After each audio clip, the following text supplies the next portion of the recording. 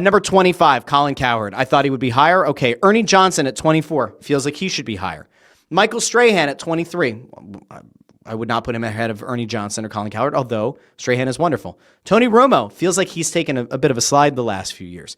Pardon my take. Okay.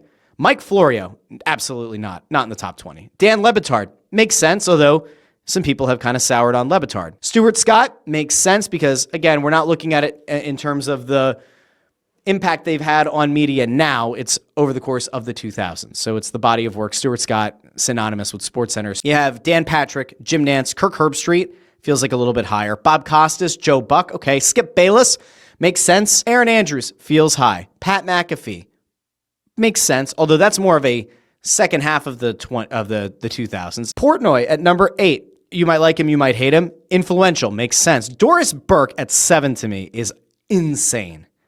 Insane. We can all like Doris Burke. We can all appreciate Doris Burke as an analyst, as somebody who contributes in a meaningful way to NBA telecasts on ESPN. But number 7? No. I don't get it. Jeff Van Gundy's not on there.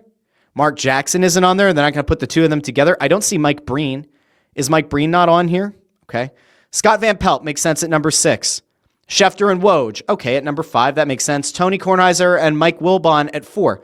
That makes sense. Where's Tony Reali? I get that Tony Reali isn't doing a big TV show right now, but doesn't Around the Horn matter enough to make him somewhere in the top 25? I would say so. Charles Barkley at 3 makes sense. Stephen A. Smith at 2 makes sense. They have Bill Simmons at number 1.